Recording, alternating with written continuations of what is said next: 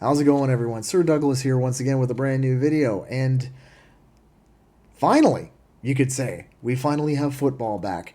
It's been an awful long time, to be honest. And I know this last off season kind of gave us a little bit of a sour taste in our mouths, especially when we had all sorts of upheaval, like both with the coaching ranks and in a little bit in the front office as well. But this Argo team showed a little bit of hope, you could say, although it ended up not in our favor. Upon sober review, the the Toronto Argonauts, lose to the Montreal Alouettes 37-30 on a sweltering night in La Belle Provence.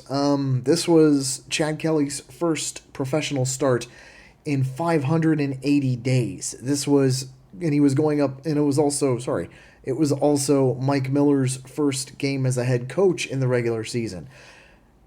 Don't exactly have an easy test going up against an undefeated Davis Alexander and a tenacious Montreal Alouettes team. And boy, did they show their tenacity. Boy, did they show it. Let's just get into the scoring summary really quick here. First of all, first score, Montreal. Davis Alexander threw it to Tyson Philpott got him in the end zone for a touchdown. The only thing I didn't like about it was that it was a flea flicker. We're the ones who were supposed to do flea flickers onto other teams, not the other way around. But it looked like it was either poorly thrown, or maybe a defender got a piece of it, or something along the line, because it kind of weebled and wobbled in the air, but it came down perfectly placed into the arms of Tyson Philpott for the touchdown. Tyson McFadden, I don't know what the hell he was thinking. He just looked like he fell asleep on the play, and it ended up being 7-0. Liram Hajrullahu had an uncharacteristic game of him. I'll get into that in a bit, but he scored a field goal to make it 7-3. Another thing there's several things that I noticed. Like, Chad Kelly actually looked really, really good. He looked surprisingly good out there, especially since he missed 500. Like I said, he missed 580 days. He's coming back into the stadium where he had his leg broke against the same opponent that broke his leg back in 2024. You could tell that the emotion. You could tell that he was a big ball of emotions, and you could tell that. And 3 Down Nation reported on something along those lines too. Basically, that involved a little bit of a sideline altercation with the coach. And look, am I going to make excuses? No. Should it happen? No. But both are highly competitive guys. And considering this is just game 1, right? He does have, Chad still has a little bit of rust on him. He needs to get his head in the right game, in the right way for the game. That's all there really is to it. Right? So, anyway, moving on. So Kelly looked sharp, right? A couple of receivers, especially the ones that are the most, two of the most highly touted receivers on our team, Makai Polk and Demonte Coxie, they didn't look really all that good. Yeah, like I said, Chad is rusty, right? But those two guys, Makai Polk was 4 for 12 on the day. Demonte Coxie was 2 for 7 on the day. Those two need to be better too, right? So it takes 2 to tango here. So I know there's always one side looking to blame Chad Kelly all the time because, well, he is the punching bag, right? But like I said, you need a guy to throw the ball and you need a guy to catch it. A couple other guys stepped up in order to keep this game relatively close. But anyway, let's move on. Liram then kicked another field goal, but this one was, I don't know what the hell happened here, because it was just utterly ass. It looked like when it came off his boot, something wasn't right, and it sailed wide left, and it was kind of weebling and wobbling everywhere. It didn't look like straight up a good kick at all. So So that was a miss. Montreal, Davis Alexander, you pretty much used Tyson Philpott to pick on the new kid Caesar the whole night, and let's face it, he did win several of those. He did win several of those contests. Philpott, that is, not Caesar. Maltos Diaz came out for a field goal, made 10-3 Montreal at the end of the first quarter. There was one point where I think we can say very easily that the Dinwiddie meme has moved on, because Coach Miller made a challenge saying that there was, and this was legit. Like, see, and go figure. I said that Tyson Philpott beat out Caesar several times in the air, but this one he actually forced a fumble, right? DeMarcus Johnson picked it up. Referees blew it dead. Coach Miller challenges. It was overturned. Upon sober review, this was most definitely a fumble. Like, he was parallel to the ground when the ball came out. So forced fumble, boom. We get the ball back. Now, one thing I have to mention, Sam Hicks, our new running back, he actually looked pretty good too. I mean, like I said, he looked really good, both like in pass protection. He looked really good in running. He actually got solid yards running too. I mean, to be fair, any solid yards running compared to last year would be good. So there was that. Liram then, after the turnover, Liram kicked another field goal. It was 10-6 Montreal. Maltos Diaz came back, countered right back. He got a field goal. It was 13-6, a Montreal lead. Then we see a nice little thing here. They were Argos rowing down the field. He was looking for Mackay Polk, missed it. He got the rookie Tyler Common a couple of times. Well, in particular, he did get him once for a big gain in this drive. Then he threw the ball to Dave Unger III. He made a nice little move to avoid a tackle, dove into the end zone for a touchdown. It was quite like it was one of those things that he had to make it, and the PAT was good. All tied up at 13.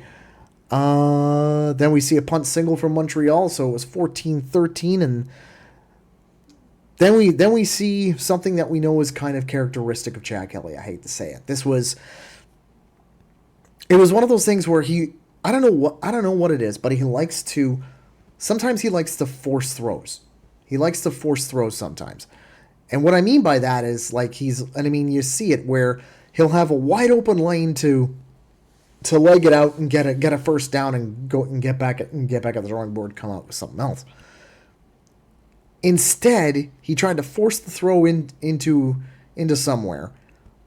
There clearly was a miscommunication too, because no receiver was anywhere near it. The only people that were near it were Montreal defenders, and it was probably the easiest pick he's ever going to get in his life, right?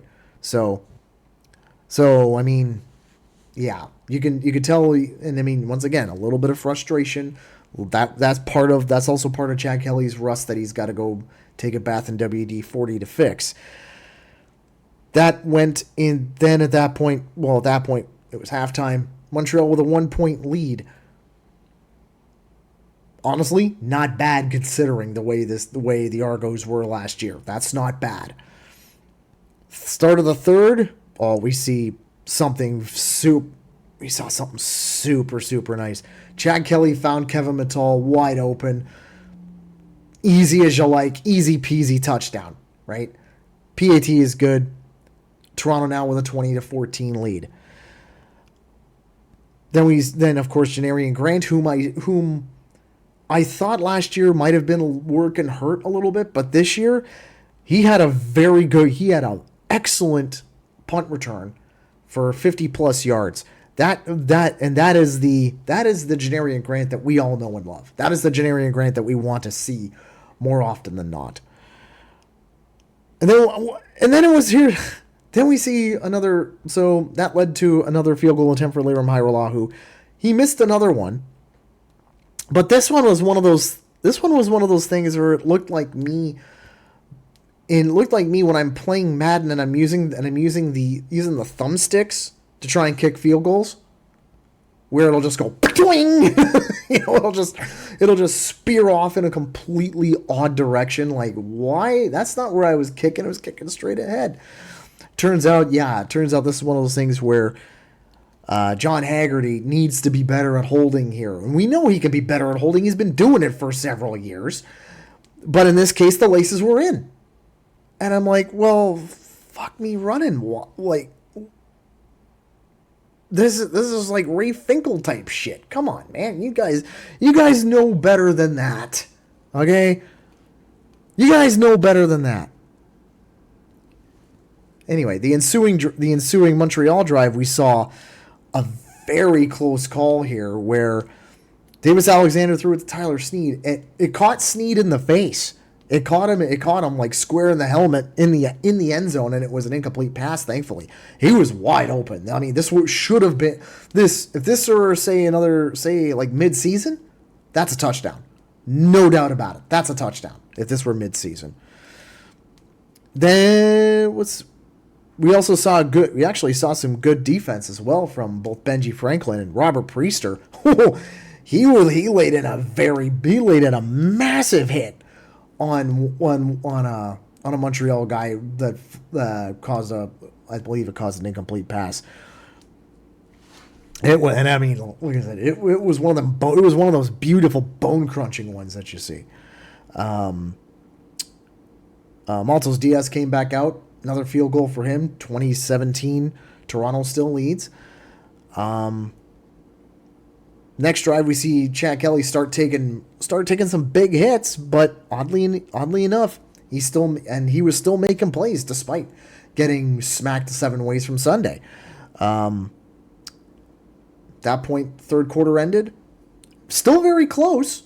And I mean, it was 2017 Toronto, but with Montreal, you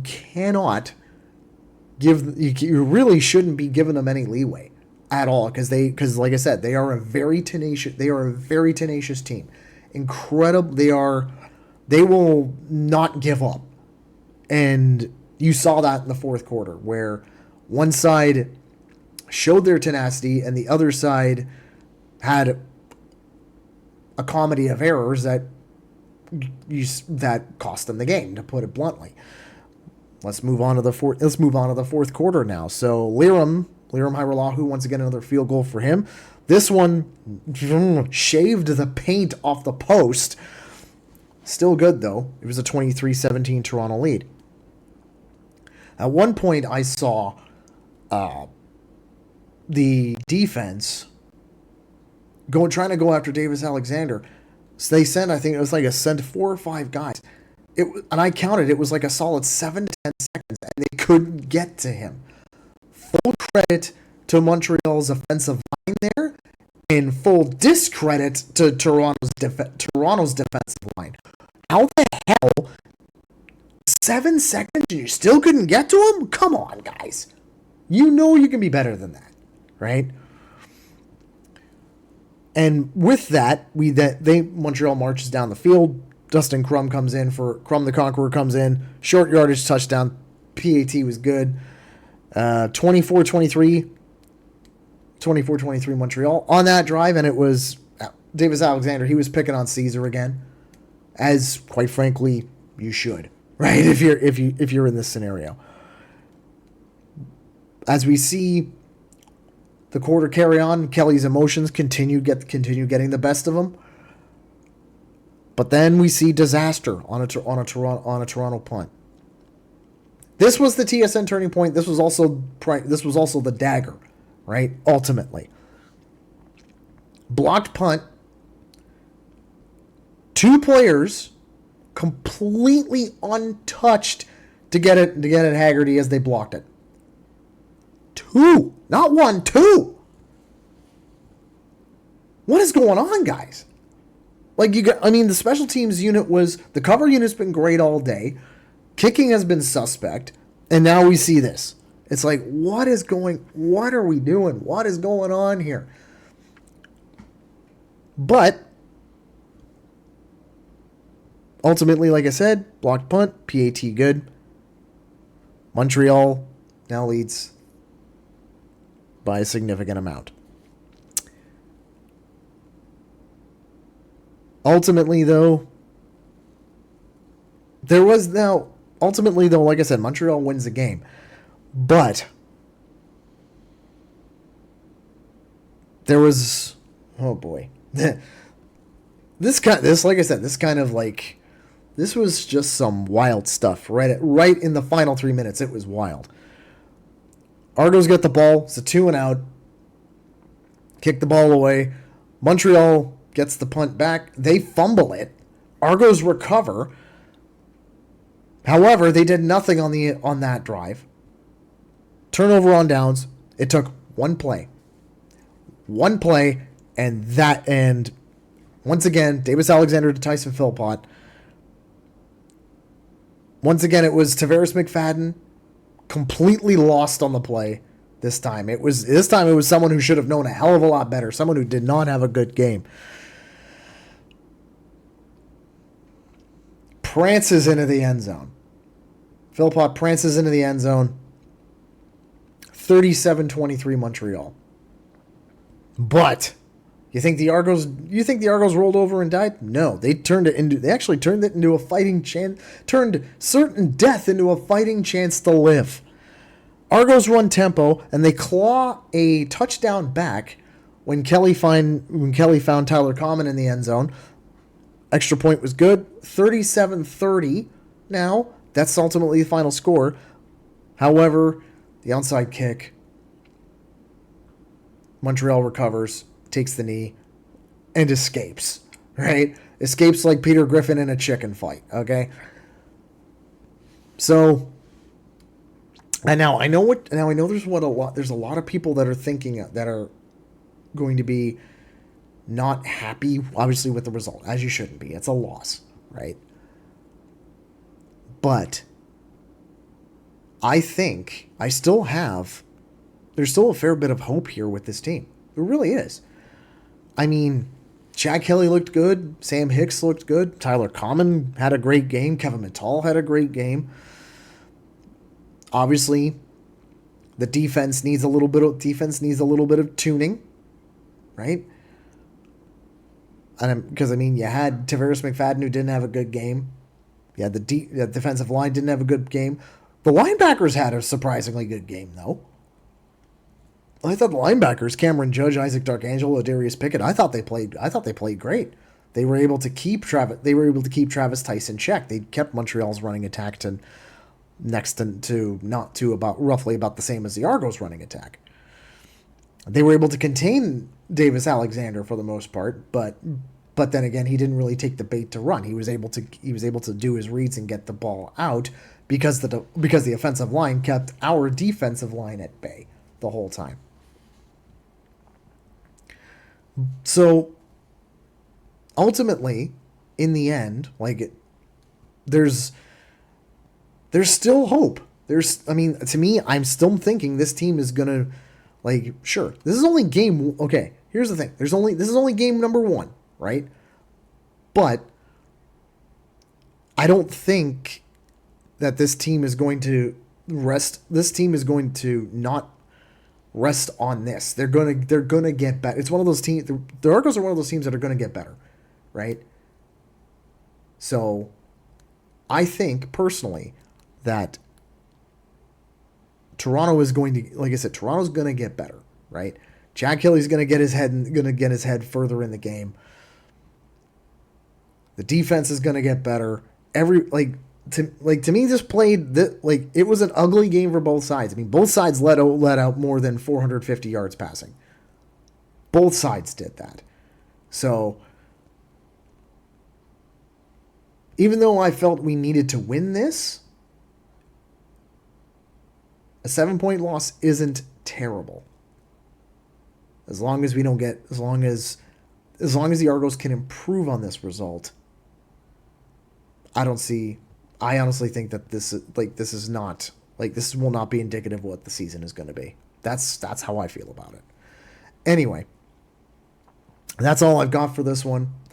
I will just a reminder. I will be having an away game live stream for the Ottawa game coming up this coming Saturday. Live stream set to start I think around 12:50 because it's a 1 o'clock game. So come on out, enjoy that, and I will talk to you guys again very, very soon. Cheers, everybody.